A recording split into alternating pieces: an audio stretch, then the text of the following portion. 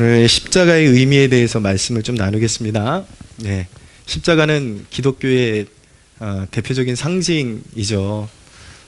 매우 중요한 상징입니다. 기독교 하면 떠오르는 게 십자가인데, 근데 이제 상징물에 너무 이렇게 과도하게 이렇게 몰입하는 경우들이 있습니다. 잘못 오해하고, 저희 같은 경우는 이제 뭐 교회 건물 위에 십자가 탑도 세우지 않은 상태고, 뭐 본당에도 이렇게 큰 조형물로서의 십자가는 이렇게 따로 이렇게 구별해서 두지 않았습니다.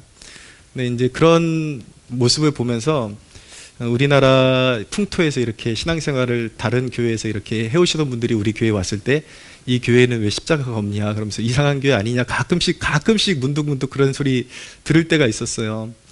근데 교단에 따라서 그 가치관은 조금 다릅니다. 그러니까 십자가는 어느 교단이나 가장 중요한 기독교의 상징이 맞습니다. 우리 예수님께서 지신. 그렇지만 그래서 조형물로 해놓는 것은 또 교단 가운데 이제 좀 더 보수적인 색채를 가진 교단들은 아예 그 십자가 그 형상도 이렇게 교회에 들여놓는 것을 반대하는 입장에 있습니다. 그것도 자칫 잘못하면 약간 뭐 우상 같은 그런 이미지를 줄 수 있기 때문에 반대하는 입장도 있지만 저는 뭐 그것이 그렇게까지 볼 거는 없다고 생각하고, 뭐 교회에 그것이 필요하면은 십자가형 이렇게 조형물을 세울 수도 있고, 또 종탑으로서, 그러니까 교회 탑으로서 십자가 탑을 세울 수도 있다라고 생각을 합니다. 근데 이제 우리는 일부러 그렇게 한 것이 아니라 우리가 이제 개척교회이기 때문에 처음에 이제 여러 가지 아무것도 없는 상태에서 그냥 이렇게 되는 형편대로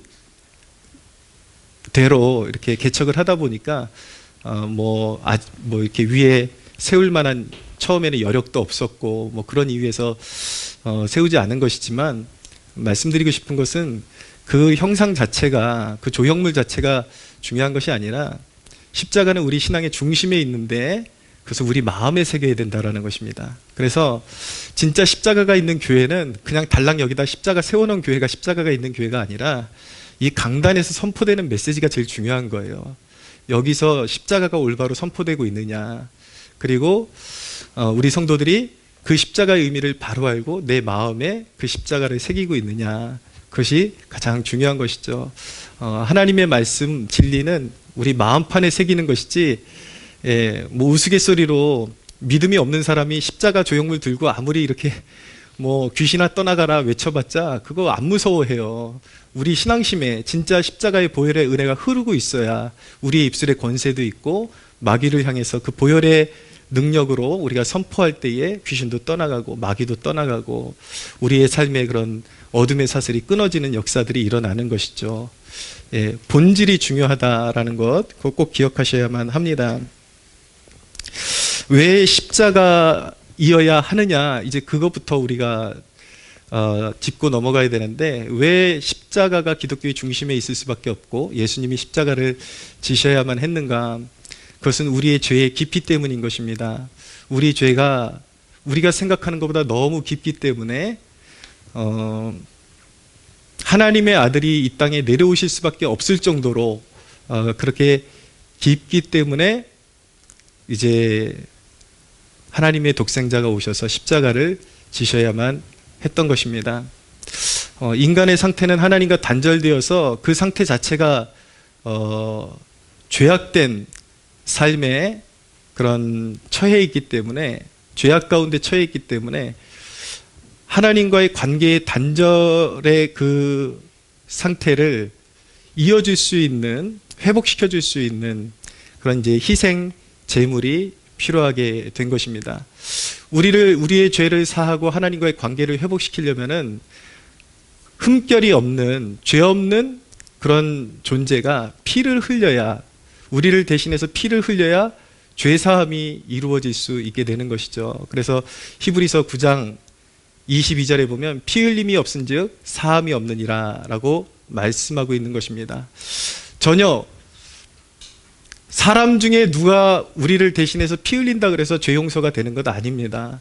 완전히 무결한 존재가 되고 하나님의 독생자가 이 땅 가운데 오실 수밖에 없는 그분이 제물이 되셔서 피를 흘려야만 죄가 사해질 수 있는 그 정도의 우리의 죄의 깊이가 그렇게 깊은 죄성을 가지고 있고 죄악을 가지고 있기 때문에 반드시 십자가가 필요할 수밖에 없었다라는 것을 우리가 이해해야 하는 것입니다.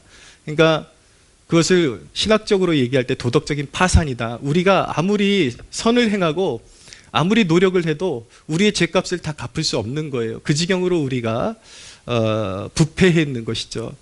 우리가 죄를 느끼지 못하는 것은 우리의 심령이 깊이 부패해 있기 때문에 우리 스스로가 얼마나 죄가 깊은지를 알지 못하는데 오히려 역으로 우리가 우리의 죄가 얼마나 깊은지를 추적할 수 있는 방법이 무엇이냐면 우리의 죄를 사하기 위해서 누가 죽으셨는지를 바라보는 것입니다. 하나님의 독생자, 성삼위일체 하나님 가운데 제2위의 위격을 가지신 그 하나님께서, 아들 하나님께서 이 땅 가운데 오셔서 피 흘리지 아니하시면 안 될 정도로 우리의 죄가 너무나도 깊고 우리의 상태가 그렇게 영적으로 부패해 있었다. 그래서 우리의 스스로의 능력으로는 전혀 용서받을 길이 없고 전혀 구원받을 길이 없었다라는 것을 그 아들의 죽으심, 아들이 십자가를 지심을 통해서 우리는 알게 되는 것입니다. 오늘 본문을 조금 이렇게 요약하고 넘어가면 예수님께서 17절부터 보면은 십자가를 지시고 자기 십자가를 지시고 해골이라 하는 곳에 나가셨다. 히브리 말로 골고다. 우리 또 찬양에 보면 갈보리라는 그런 표현을 쓰잖아요. 갈보리는 라틴어입니다. 그래서 예수님께서 이 해골 골짜기, 이 언덕으로 오르셨어요. 그래서 예수님이 이제 십자가를 지신 것이죠. 두 손과 그리고 두 발이 이제 십자가에 못 박히게 되신 것입니다. 그리고 18절에 보면 그들이 거기서 예수를 십자가에 못 박을새 다른 두 사람도 그와 함께 좌우편에 못 박으니, 예수님께서 십자가에 못 박히셨는데 좌우편에 강도들이 함께 십자가에 못 박힌 장면을 보여주고 있습니다. 세상에는 두 부류의 죄인들이 존재합니다. 하나는 회개한 죄인과 하나는 회개하지 않은 죄인이 존재합니다. 모든 사람은 죄인이에요. 그러나 두 종류의 죄인이 존재하는 것입니다. 하나님 앞에 자기의 죄악을 깨닫고 죄됨을 깨닫고 철저하게 하나님 앞에 용서를 구하고 회개한 죄인과 그렇지 못하고 자기의 죄를 깨닫지 못하고 끝끝내 회개에 이르지 못한 죄인이 있는데 그 결과는 너무나도 상반되게 다른 것이죠. 우리가 알고 있는 것처럼 회개한 죄인들은 영원한 생명을 선물로 받게 되는 것이고 회개하지 않는 죄인들은 영원한 심판을 받고 지옥의 고통에, 영원토록 지옥의 고통에 떨어질 수밖에 없는 것입니다. 이어서 보면은 19절에 보면 빌라도가 패를 써서 십자가 위에 붙였습니다. 거기 뭐라고 기록되어 있냐면 나사렛 예수 유대인의 왕이라라고 그렇게 기록되어 있습니다. 근데 그것이 20절에 보니까 히브리 말과 로마와 헬라 말로 기록되었다라고 말씀하고 있죠.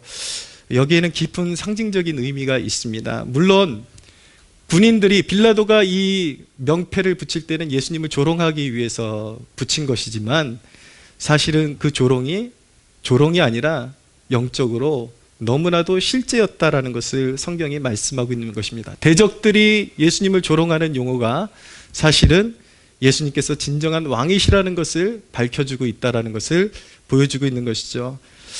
특별히 히브리와 로마 말로 기록되어 있고 헬라 말로 기록되어 있다는 것은 무엇이냐면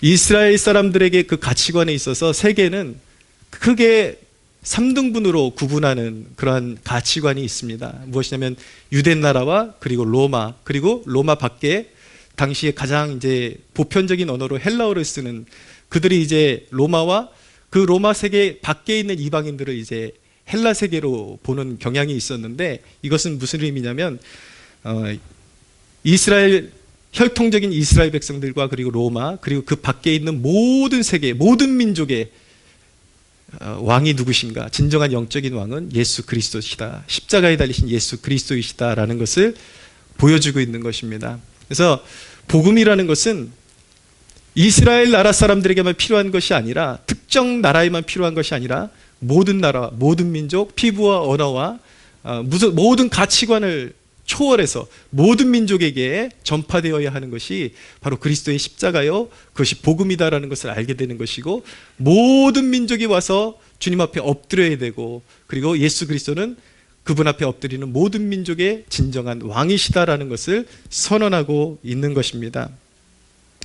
그렇다면 여러분, 십자가의 의미를 좀 더 깊게 들어가면 십자가의 의미는 세 가지로 구분할 수가 있는데, 첫째는 무엇이냐면 하나님의 완전하신 공의와 완전하신 사랑이 드러나는 지점이 바로 십자가인 것입니다.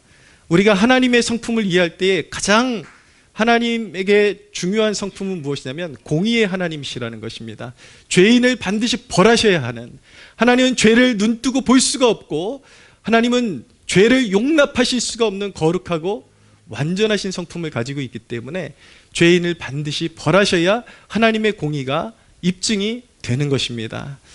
그런데 문제는 무엇이냐면 하나님에게 걸려 있었던 문제라고 한다면 어떤 문제가 있었냐면, 죄인에게 반드시 벌하셔야 하는 것이 하나님의 공의이고 하나님의 신실하신 성품일진데, 죄인을 반드시 벌하여야 하지만 또한 죄인을 용서하셔야만 하는 이 두 가지 모순된 문제가 하나님께는 걸려 있었던 것입니다. 근데 인류를 구원하려고 그러면 그냥 되지를 않는 거예요. 인류의 상태는 하나님을 떠나서 죄 가운데 있기 때문에 반드시 그들을 심판해야, 인류를 심판해야 하나님의 공의가 이루어지는데, 그래서 하나님께서 어떻게 하신 것이냐면, 하나님은 반드시 죄인을 벌하시고 심판하시는 분이라는 것을 알게 하시기 위해서 죄인이 받아야 될 진노를 대신하여 그 아들 하나님 예수 그리스도께 그 진노를 완전히 십자가에서 쏟아 버리신 것입니다. 그래서 십자가에는 하나님의 완전한 공의의 성품이 드러나는 거예요. 하나님은 죄를 가만두지 않으신다, 죄를 반드시 심판하신다라는 것을 분명하게 보여주는 것이죠. 그러나 또 한 가지 나아가서 죄인에게 부어져야 될 저주를 그의 아들에게 쏟아 부으심으로 말미암아 죄인들을 구원하고자 하시는 하나님의 열렬한 사랑이 나타난 곳이 바로 십자가인 것입니다. 죄인들을 얼마나 사랑하시고 죄인들을 얼마나 구원하기를 원하시면, 하나님께서 죄인들을 구원하시기 위해서 하나님께서 강구하신 방책이 무엇이냐면, 하나님의 독생자 하나님의 아들에게 죄인들이 받아야 될 모든 저주를 아들에게 담당시키셔서 그 아들이 죄의 짐을 지고 십자가에 달리셔서 물과 피를 다 쏟으시게 하신 것입니다. 그것이 십자가의 사건인 것이죠. 그래서 십자가는 하나님의 완전한 공의요, 그리고 완전한 사랑이 나타난 것이 바로 십자가인 것입니다.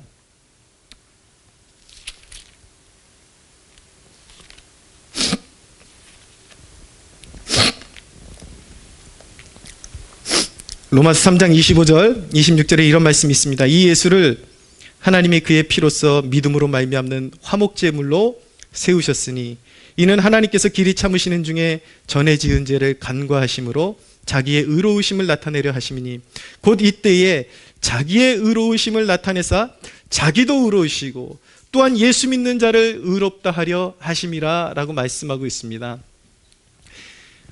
우리가 예수님을 믿고 거듭나서 하나님의 사랑을 받아들일 때에 우리를 구원하시는 것이 예수님께 모든 우리가 받아야 될 진노를 모두 쏟아 부으셨기 때문에, 우리를 대신해서 예수님이 모든 저주를 받으셨기 때문에 우리가 예수님을 영접할 때 하나님 자신의 의로우심도 나타내고 또한 우리를 향하신 하나님의 사랑도 충족되고 만족된다라는 것을 보여주고 있다라는 것입니다. 여러분, 십자가는 죄인을 향한 완전한 사랑인 것입니다. 그것서 우리의 죄가 도말되고 죄인이 살 길은 오직 십자가 아래, 십자가 그늘 아래 들어가서 그 십자가의 은혜를 받아들이는 길뿐이 없다라는 사실을 믿으시기를 바랍니다. 그러나 우리가 분명히 기억해야 하는 사실은 하나님께서 그렇게 죄인들을 향해서 자기 아들을 주시기까지 사랑하셨고 그 공의를 분명히 보여주셨음에도 불구하고 그 아들을 사랑하지 않는 자들에게는 아들이 이미 우리를 대신해서 십자가를 지시 저주를 받으셨는데 그 사랑을 받지 아니하기 때문에 예수님을 믿지 않는 백성들은 자기의 죄값을 자기가 스스로 감당하고 하나님의 공의의 진노를 자기 스스로가 받을 수밖에 없다라는 사실을 우리가 꼭 기억할 수가 있어야 하는 것입니다. 오직 그리스도 안에만 용서함이 있고 죄사함이 있다라는 사실을 믿으시기를 바랍니다.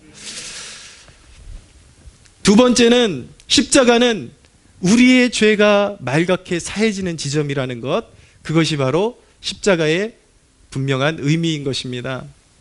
성경에 보면 십자가를 표현할 때에 대속이다, 대속의 은혜다, 그리고 속전이다 라는 표현을 많이 사용하는 것을 보게 됩니다. 대속, 속전, 이런 표현이 의미하는 것은 무엇이면 다 동일한 표현을 그렇게 조금씩 다르게 표현하는 것입니다. 대속이라는 것은 예수님께서 우리가 지불해야 될 죄값을 대신 지불하셨다라는 것을 의미하고 있는 것입니다. 속전, 원래 노예는 자기의 몸값을 다 지불하기 전까지는 자유가 될 수 없는 거예요.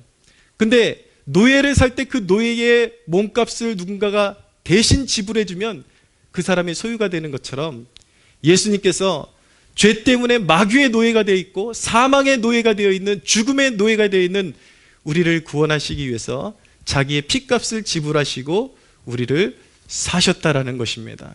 그것이 바로 대속의 은혜인 것입니다. 여러분, 예수님께서 십자가상에서 죽으실 때 다 이루셨다, 다 이루었다라고 말씀하셨는데, 그 다 이루었다가 헬라어로 테텔레스타이라고 하는데, 그것은 다 지불했다라는 뜻을 가지고 있습니다.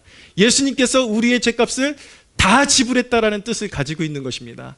그렇기 때문에 예수 그리스도를 믿는 자는 예수님께서 자신의 피를 통해서 보혈을 쏟아주심으로 말미암아 피값으로 우리를 사셨기 때문에 우리를 죄 없다라고 선언하시는 것입니다. 할렐루야. 거기에서 영적인 자유가 오는 것입니다. 죄인이 자기의 죄의 무게를 알고 나서 그 십자가의 은혜를 깨닫고 나면은 너무나도 그 기막힌 은혜에 감동할 수밖에 없고 눈물을 흘릴 수밖에 없는 것입니다. 여러분, 근데 여기서 우리가 좀 사람들이 종종 헷갈려하는 그런 개념을 좀 짚고 넘어갈 필요가 있는데, 분명히 예수님 믿으면 모든 죄를 사함받고 깨끗하게 된다라고 그렇게 배우는 반면에, 어느 때에는 우리는 어느 때에 보면은 우리가 틈틈이 분명히 우리가 구원받았다라고 확신을 했는데 또 죄를 짓는 내 자신의 모습을 보게 되고, 또 그런 죄 짓는 영혼을 향해서 이 설교단에서 회개하라고 촉구하는 것, 우리의 죄가 다 도말되고 다 깨끗하게 되었는데 왜 우리는 또 계속 죄를 짓는 모습으로 살아가게 되고 또 계속해서 회개해야 되는가라는 그런 질문을 할 때가 있습니다. 제가 거듭나고 나서 그 개념이 조금 헷갈렸던 적이 있는데, 그것을 조금 부연 설명드리면, 우리의 죄는 크게 두 종류의 죄가 있습니다. 하나는 원죄라는 것이 있고 또 하나는 자범죄라는 것이 있는 것입니다.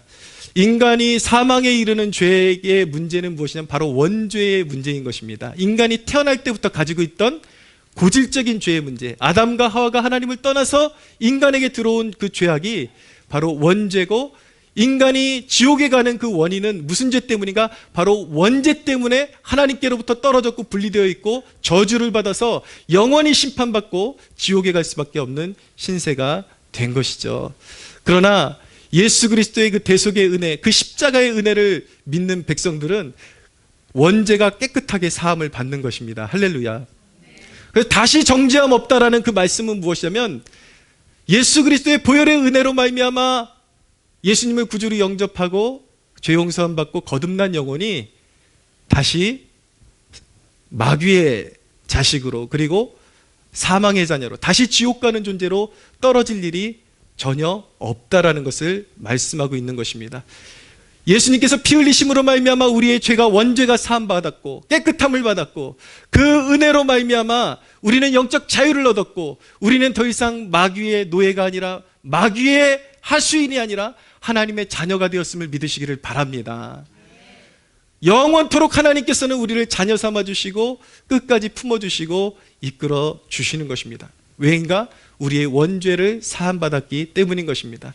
그런데 자범죄의 문제라는 것이 있습니다. 그것이 무엇이냐면, 우리가 완전히 천국에 이를 때까지 우리는 완전한 존재가 된 것이 아니에요. 조금씩 우리는 성경 말씀을 깨달아가며 성화된다 그러죠. 조금씩 더욱더 거룩해지는 존재로 변화되어져 가는 과정 가운데 있는 것입니다. 근데 문제는 무엇이냐면 영적으로는 원죄가 깨끗이 사함받았지만 이전에 그런 죄 짓던 습관들이, 옛사람의 습관들이 조금씩 남아 있어서 그런 죄의 역사들이 우리의 삶 가운데 실제적으로 일어나는 것이 사실이에요. 그래서 우리는 때때로 연약함에 빠지죠. 그러나 분명히 기억하는 것은 무엇이냐면 하나님께서 그 자녀를 징계하듯이 우리가 예수 믿고 하나님의 자녀로 거듭났을지라도 우리가 하나님 앞에서 하나님 보시기에 합당하지 않은 죄악들을 범할 때에, 부주의하고 죄를 범할 때에 하나님께서는 자녀를 징계하듯이 징계하신다라는 것입니다. 그렇기 때문에 우리가 알고 지은 죄, 모르고 지은 죄, 성령님의 조명 안에서 하나님께서 우리의 마음 가운데 빛을 비추어 주셔서 우리가 하나님 아버지 앞에서 잘못했던 그런 죄악들을 깨닫게 해주실 때에 우리는 그때마다 회개해서 하나님과의 관계를 바르게 정립할 때에 우리의 삶 가운데 하나님의 은혜가 막히지 않고 흘러넘친다라는 것을 우리는 배우게 되는 것입니다. 사랑하는 여러분, 하나님과의 관계 속에서 늘 하나님과의 막힘이 없는 하나님의 임재를 누리고 하나님과 소통하며 하나님의 영광 중에 거하는 여러분들 되시기를 예수님의 이름으로 축복합니다. 문제는 무엇이냐면 사람들이 자신이 받은 그 은혜의 그 값어치를 제대로 모르기 때문에 믿는다 하는 사람들조차도 나를 구원하시기 위해서 얼마나 엄청난 대가를 하나님께서 치르셨는지를 망각하고 살기 때문에 믿는다 하면서도 때때로 방탕한 삶을 살아가곤 하는 것입니다. 많은 사람들이 세상 사람들과 구별되지 못한 그런 삶을 사는 이유는 무엇입니까? 은혜를 오용하는 것입니다. 우리를 위해서 쏟으신 하나님의 희생은 무엇입니까? 그 거룩하신 아들의 피를 쏟아서 우리를 구원하신 것입니다. 우리를 위해서 속전을 치르신 그 피는, 그 보혈의 은혜는 하나님의 독생자의 피요, 본질상 하나님의 피를 쏟아서 우리를 구원하셨다라는 것. 그 사실을 생각할 때 여러분, 우리가 어떻게 더 이상 죄를 즐기면서 방탕하게 살아갈 수가 있나요?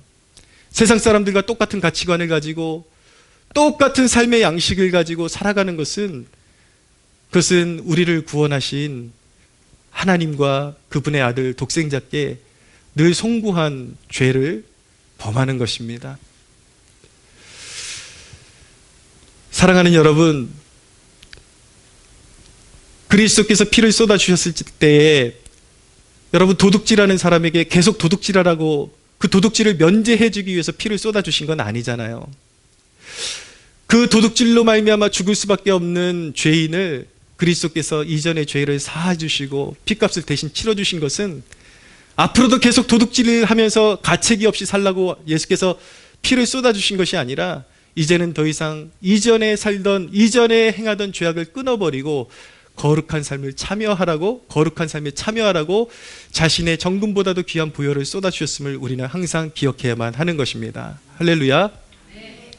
성경은 우리를 무엇이라고 정의하고 있습니까? 예수님의 보혈로 십자가의 은혜로 씻긴 하나님의 백성들을 향해서 우리의 몸이 하나님의 성전이다라고 말씀하고 있습니다. 믿는 자는 이제 정체성이 어떻게 된 것입니까? 그는 하나님의 자녀요, 그의 몸은 거룩하신 하나님이 임재하시는, 우리를 피값으로 사신 그리스도의 임재가 있는 하나님의 성전인 것입니다. 여러분, 하나님의 성전에 어떻게 불결한 것을 들여놓을 수가 있겠습니까? 하나님의 성전에 어떻게 세상적인 가치관으로 채워넣을 수가 있겠습니까? 여러분, 신앙의 많은 오해가 예수 그리스도를 믿으면 우리가 영적으로 자유케 되었기 때문에 그냥 아무렇게나 하고 살아도 된다라는 그런 뜻으로 오해하는데, 그것을 우리는 영적인 무율법주의라고 말하는 것입니다. 우리는 율법을 지켜서 구원에 이를 수 없습니다. 오직 십자가의 보혈의 은혜로 구원받습니다. 그러나 십자가의 보혈의 은혜로 거듭난 하나님의 자녀는 하나님의 계명을 사랑하는 것입니다. 할렐루야. 예. 하나님의 거룩하심에 참여하고 하나님의 아름다우심에 참여하는 것이죠. 세 번째로, 십자가의 의미는, 그것은 부활에 이르는 통로인 것입니다. 여러분은 십자가의 사건이 그렇게 기독교의 중심에 있고 대단한 사건이라고 그렇게 배우고 있는데, 분명한 것은 십자가가 우리의 죄를 사하는 지점이라는 것은 분명히 여러분들이 인식하고 십자가를 통해서 우리는 구원받는다는 것을 꼭 기억하십시오. 그러나 여러분 성경을 읽을 때에 한번 주의해서 보십시오. 그 중요한 십자가의 사건이 너무나도 단촐하게 기록되어 있다라는 좀 의아스러운 그런 모습을 발견하게 될 것입니다. 왜일까요? 이 중대한 사건이 너무나도 섬세하고 디테일하게 여기에 기록되어 있는 것이 아니라 그냥 예수님께서 빌라도에게 신문을 받으시고 골고다에 오르셔서 자기 십자가 지고 그냥 십자가에 달리셨다. 그 정도로 사건이 마무리되는 이유는 무엇이냐면, 여러분, 십자가의 클라이막스는 십자가의 예수님의 죽음으로 끝나는 것이 아니라 거기가 끝이 아니라 부활이 기다리고 있기 때문인 것입니다. 할렐루야. 부활을 빼놓고는 기독교를 말할 수가 없는 것입니다. 고린도후서 4장 16절 17절 그러므로 우리가 낙심하지 아니하노니 우리의 겉사람은 낡아지나 우리의 속사람은 날로 새로워지도다.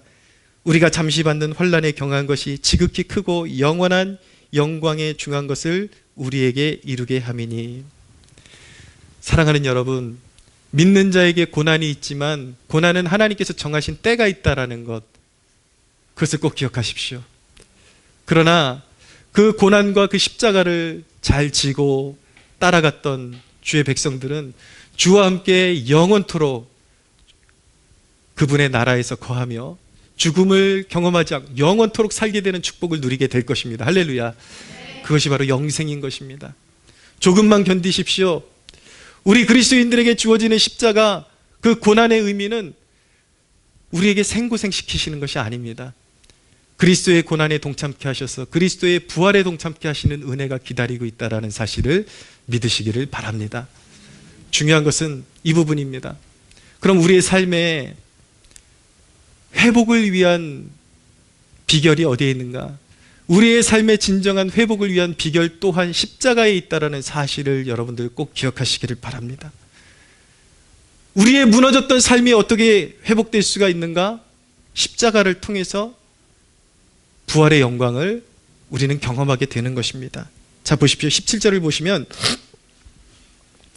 그들이 예수를 맡음에 예수께서 자기의 십자가를 지시고 골고다를 오르셨다라고 말씀하고 있습니다. 자기의 십자가.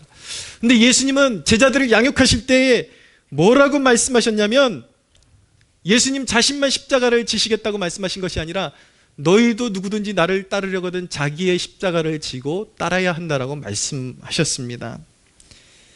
마태복음 16장 24절에 이에 예수께서 제자들에게 이르되 누구든지 나를 따라오려거든 자기를 부인하고 자기 십자가를 지고 나를 따를 것이니라 라고 말씀하고 있죠.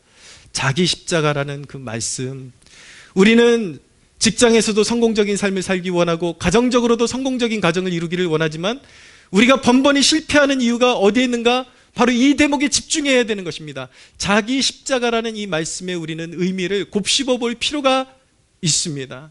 자기 십자가. 우리는 우리 뜻대로 일이 풀리지 않을 때에, 고난이 다가올 때에 자꾸 누구 때문이야 라고 그렇게 원망을 합니다.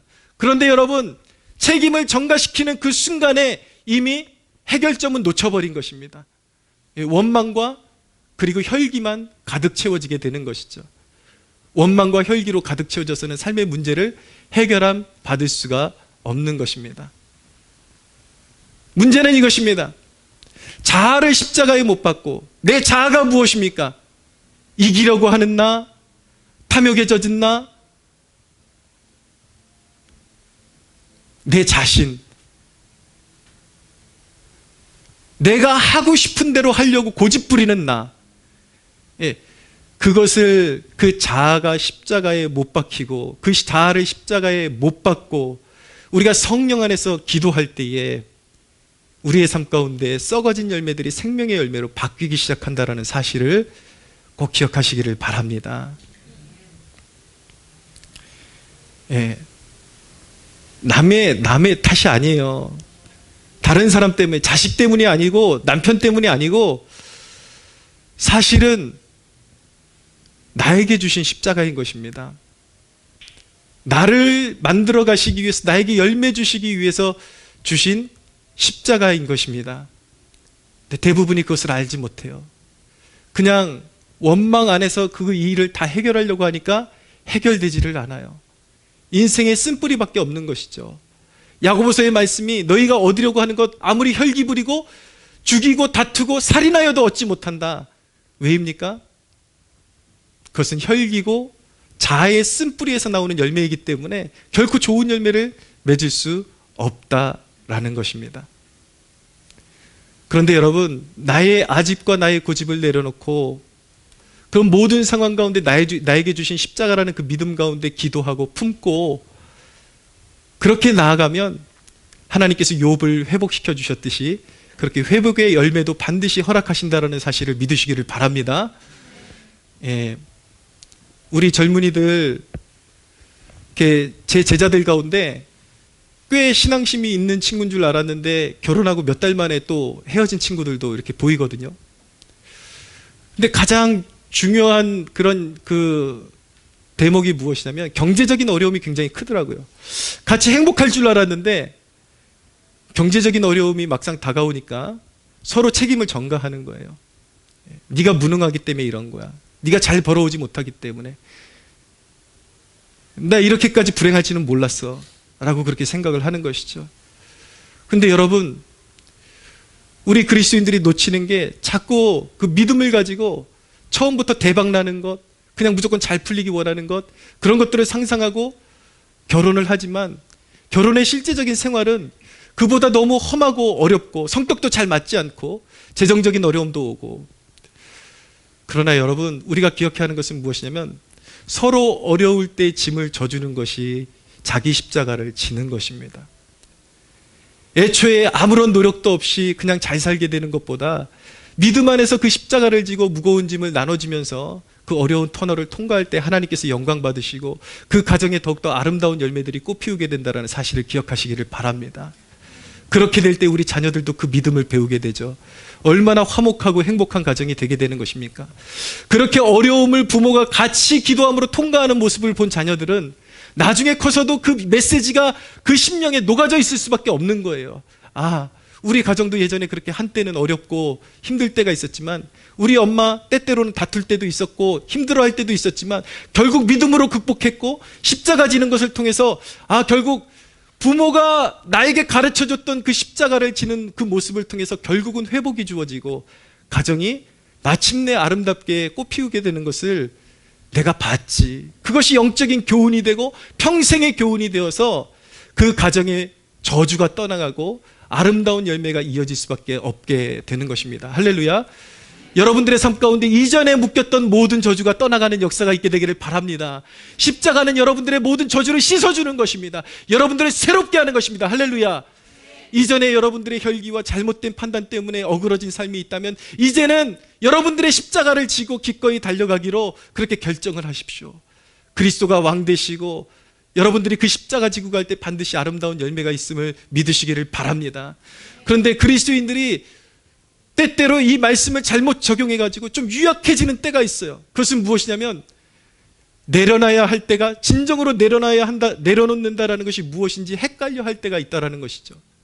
강해져야 할 때는 강해지는 것이 오히려 십자가를 지는 것이라는 것을 외면하고 놓칠 때가 있습니다. 무슨 말씀이냐면 우리는 우리에게 주어지는 고난에 대해서 십자가 지고 가는 법을 배워야 되지만 죄와 불의와 그리고 악, 세상의 유혹에 대해서는 이 세상의 죄와 유혹과 악에 대해서 십자가를 진다라는 정확한 의미는 무엇인가? 죄에 무너지고 악에 타협한다라는 것이 아니라 그 유혹에 무너지는 마음을 내려놓고 타협하려는 그 마음을 내려놓는 것이 바로 십자가를 지는 것이라는 것을 깨닫는 축복이 있게 되기를 바랍니다. 악에 대해서 십자가를 지는 것은 악과 타협하고 무릎 꿇는 것이 아니라 끝까지 그 악에 저항하면서 나아가는 것이 십자가를 지는 길이라는 것을 믿으시기를 바랍니다. 우리 그리스도인들이 함부로 유약해지면 안 돼요. 세상 속에서 우리를 무릎 꿇게 하고 예배에 대해서 자꾸 내려놓게 타협하게 하고 이런 불의에 대해서는 우리는 담대하게 절대로 타협하지 않고 우리가 생명 걸고 예배를 지켜나가는 것이 십자가를 지고 주님을 따르는 것이라는 것을 믿으시기를 바랍니다. 이제 말씀을 정리합니다. 우리는 다시 예수님의 십자가로 다시 초점을 모아서 말씀을 정리해야 합니다. 여러분, 예수님의 십자가는 여러분들의 자격을 요구하지 않습니다. 자격을 가지고 주님 앞에 나오려는 자들마다 실족하고 엄한 길로 빠져들게 될 것입니다. 여러분, 예수님의 십자가는 죄인을 위한 십자가인 것입니다. 여러분들에게 필요한 자격이라고, 유일한 자격이라고 말할 수 있다면 그것은 여러분들이 가지고 있는 어떤 도덕성이나 그런 것이 아니라 내가 죄인임을 깨닫고 주님이 필요합니다라고 엎드려 나오는 것, 죄악을 자각하고 고백하는 것, 그것만이 유일한 십자가 앞에 엎드릴 수 있는 조건이라는 것을 믿으시기를 바랍니다. 값없이 나와라, 돈 없이 나와라, 누구든지 나와라, 죄인들아 나오라, 값없이 나와서 이 보혈의 은혜를 입으라, 이 포도주를 사라 라고 말씀하고 있지 않습니까? 여러분들의 자격을 묻지 마십시오. 그냥 나오십시오. 그냥 있는 모습 그대로 내가 이렇게 죄인이기 때문에 나는 주님의 은혜가 필요합니다. 그 십자가 은혜, 십자가 그늘 아래 엎드려서 주님이 나를 위해서 피 흘리셨습니다. 이제는 내 삶을 주님께 드립니다라고 고백할 때에 그 마음의 진정성에서 여러분들 마음 깊은 곳에서 진정으로 그 보혈의 은혜를 깨닫고 주님 앞에 삶을 드리기로 결단하고 믿음으로 고백할 때에 다른 조건 없습니다. 죄 용서함 받습니다. 하나님의 자녀로 거듭날 것입니다. 할렐루야. 그러나 여러분들이 구원받고 하나님의 자녀 되는 데는 그 어떤 조건이 없습니다. 그냥 죄인의 모습 그대로 나오는 것입니다. 그러나 우리가 하나님의 자녀가 되었다면 비로소 우리에게 요구하시는 것이 무엇이냐면 자기 십자가를 지고 따를 것을 요구하고 계십니다. 알기 쉽게 말씀드리면 미리 다 총을 쏠 줄 알아야 되고 작전도 짤 줄 알아야 되고 이래야지 군인이 되는 것이 아니라 군인이 되고 나서 총을 쏘는 법을 배우는 것이고 그리고 작전도 짜는 법을 배우는 것처럼 우리가 어떤 예수님을 위해서 열심을 내고 무언가 잘하는 것이 있기 때문에 그리스도인이 될 수 있는 것이 아니라 그리스도인이 되는 그 과정은 어떤 다른 조건이 없습니다. 그 보혈의 은혜, 그 십자가의 은혜 엎드리는 것, 그거 외에는 길이 없습니다. 할렐루야. 그러나 이미 자녀가 된 사람은 주님께서 요구하시는 것은 무엇이냐면 이제는 총 쏘는 법을 배우기를 원하시는 거예요. 자기 십자가를 지고 나를 따르라. 여러분들의 삶 가운데 여러분들이 왕노릇할 때 거기에는 썩은 열매밖에 없었을 것입니다. 그러나 내 자아를 내려놓고 자기 십자가를 지고 따르는 것이 왜 중요한가? 그것이 바로 예수 그리스도의 통치권을 나의 삶 가운데 인정하는 것이고 예수 그리스도의 통치를 받아들이는 것이기 때문에 그것이 중요한 것입니다. 이 말씀 꼭 잘 들으십시오. 왜 나는 예수 믿었는데, 왜 나는 예수 믿었고 분명히 내 안에 확고한 확신이 있고 신념이 있음에도 불구하고 내 삶의 열매는 좋지 않은 것일까? 한번 생각해 봐야 합니다. 십자가 지고 주님 따랐습니까? 주님의 통치를 인정하셨습니까? 바로 거기에 문제가 걸리는 거예요. 우리의 믿음이 진실하다면 이제는 주님께서 자기 십자가를 지고 나를 따르라, 제자의 삶을 살으라는 그 말씀에 귀를 기울이고 따라가야 하는 것입니다. 할렐루야. 오늘 이후로 여러분들의 삶 가운데 그리스도의 통치가 드리워지는 축복이 있게 되기를 바랍니다. 여러분들의 무너졌던 삶에 생명의 소식들이 깃들고 부활의 영광이 반드시 깃들게 된다라는 사실을 믿음으로 나아가는 여러분들 되시기를 예수님의 이름으로 축복합니다. 하나님께 영광의 박수 올려드리겠습니다.